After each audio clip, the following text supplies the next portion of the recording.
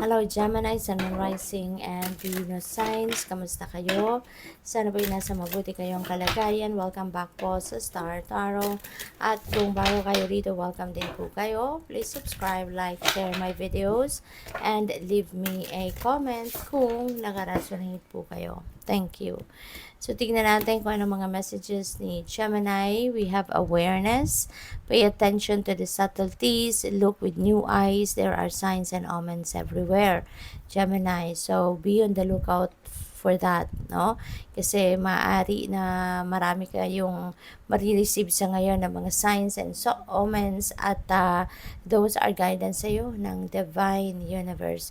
Those are maybe dasal ninyo yan, no? Kaya ngayon ibibigay sa iyo, baka humihingi kayo ng mga specific signs, 'di ba? For confirmation or for guidance, no? So eto na 'yon. Kaya maging aware kayo of those signs, symbols and omens and synchronicities na maaring bubulaga sa inyo, no? Around this time. Kasi yun na ang kasagutan sa inyo, mga dasal. We have sacred space. Take time for the dreamer in you. Find your power in stillness. In your sacred space is the peace you seek. Alright? So, Gemini, maaari na kailangan ninyo sa ngayon na mag-step back muna kayo sa kung ano man ang inyong pinagkakabalahan. Now is the time that you find stillness, no? Find your inner sanctuary para nang sa gayon mahanap ninyo yung kapayapaan na gusto ninyong maranasan. Okay? Kasi baka ano na kayo, exhausted na, pagod na, pati isip ninyo, siguro ano na kayo, uncomfortable na kayo. Kaya atras muna kayo ng konti. Okay? Find your sacred space within you so that you can renew yourself, so that you can reset, kumaga, your life. Okay? Para makabalik muna kayong muli sa sentro, mag-ground din yung inyong sarili, magkaroon kayo ng time to reflect, para na makabalik kayo doon sa pagiging kalmado, 'di ba? Makabalik kayo sa concentration at makapag-isip kayo muli ng mas mabuti, mas maayos, mas maluwag ang pakiramdam. Okay? So, what else? We have flexibility, gently flow through your turbulence. Life has the ability to shape you. Bend, don't break. Okay? Be flexible, be adaptable. Sumunod lang kayo sa agos ng buhay at susunod lang kayo, makikinig lang kayo sa inyong intuition, makikinig lang kayo sa guidance, no, sa inyo ng divine universe. Okay? Para nang sa gayon, maging maganda, no, ang takbo ng pamumuhay at para nang sa gayon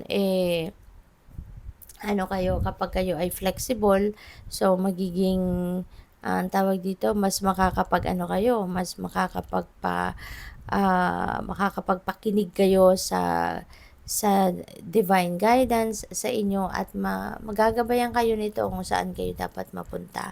So, lang kayo, go with the flow, no? And always tune in to your intuition so that you will be brought to where you need to be. Okay?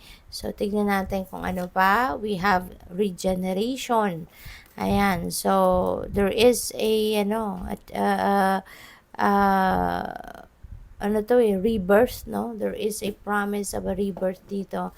Ang divine universe para sa iyo sa ngayon, Gemini. Maybe there are things, there are situations that you need to change sa ngayon. There are parts of your life, no, na kailangan ng i-let go para na makapag-welcome ka ng bago or may kailangan kang i-repair, yung ganon, no? So, by the way, Gemini, I would like to say hi and shout out sa ating beloved channel member na si At Alexander Turalba 3777. Maraming salamat po for being here, for your support sa channel, and for continuously sharing your blessings with me po by sending super thanks. Maraming salamat. We have balance. Ayan. Itong kailangan ninyo, no? Itong panawagan sa inyo ng sacred space na to. Balance. Okay? You need to bring the balance back in your life para mas maging maayos ang lahat. Okay? Kasi para maiwasan na yung further imbalances. Kasi kapag tayo may mga areas of life na nanineglect natin o overlook natin, diyan nagsisimula ang problema. Diyan nagsisimula yung diferensya. Kasi may mga bagay na hindi natin naaasikaso. May mga bagay na hindi natin napapansin. Kaya nanganganak at nagpa-pile up, no? Yung pagkukulang, nagpa-pile up yung problema. Kaya, yun, nagiging komplikado ang ibang parte, no? Kaya kailangan natin na ibalik ang balanse sa buhay natin. Kaya importante na kayo ay magkaroon ng time para maging makapagnilay-nilay para mapag-isipan ninyong mabuti yung mga priorities ninyo, may schedule ninyo ng maayos, ang mga schedule ninyo, yung gano'n, para walang nag-overlap or walang na-overlook. Okay? So, what else? We have healing. Ayan. So, most likely, healing of a situation, no? Meron dito ako napipick up na, syempre, meron kayong mga imbalances, so maaaring nagkakaproblema kayo sa ibang parte ng buhay ninyo because of those imbalances.